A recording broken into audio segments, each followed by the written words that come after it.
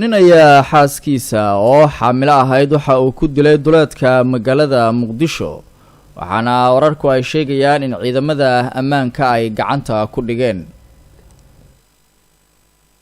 wararka aan ka helayno deegaanka Sarkusta ee duleedka magaalada Muqdisho ayaa tilmaamaya in ninkan oo ku hubeysnaa toorey ama midi uu la beegsaday xaaskiisa oo xaamilo ahayd isla markaana oogada jirkeeda meelo badan oo kamid ah uu ku jarjaray. haddaba qof kamid ah dadka deegaanka ayaan goordhow telefoonka ku wareysanay oo faahfaahinaya sida ay wax u dhaceen. xanuun badan meeshaan ka dhacday ila gabadhii islaanto qaday meeshaan ku qalay way ka jarjaray dhinaca ka duleeyay ardoolada waa ka jarjaray والله قدرت إلى وحقرن لها يعني والله صارت meeshaan ka dhacday maanta.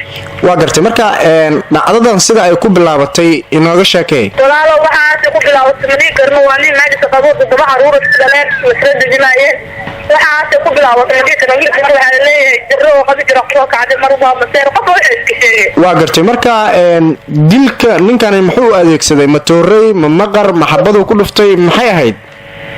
toorey waa gartay marka xagee kaga dhuftay maxaalaha iyo labada lugood waa ka jaray cidna alboolaha waa ka jiray maxaalaha dhinaca calool waa ka jiray xaamilan waa ahayd gabadha wallahi dhibkaas aboo meeshaan taala dirisiyeedii loo qaaday. waa gartay marka ninkii dhibaatadan geystay isaga ma la qabtay? waa xiray. waa gartay marka ninkan isagu ma wuxuu ka mid ahaa dadka barakacayaasha mise wuxuu ahaa nin deegaan ah oo meesha deganaa? barakacayaasha kuliya. waa gartay marka ninkan xilliga uu dhibaatadan uu geysanayay ma la hubiyay inuu xanuunkii ku soo kacay mise uu isagoo caadi ay maaragtay dhacdadan dhacday? walaalo cid xanuuna ku soo kacay wallahi hal mar ku soo yahay inta ka farta oo imaada farta ka dib dhacdan dhacay. waa gartay marka xilligan dhacdadan ay dhacaysay caruurtii guriga ma joogan iyaga sidee dareenkoodii u noqday? hal gabar joogta hal gabar hadda rasha kun amal waqti inta kale waxay ugu maqlaayeen dugsi. waa gartay marka gabadhan hadda tooreyda lagu dhuftay iyada ma dhimatay mise? waa dhimatay.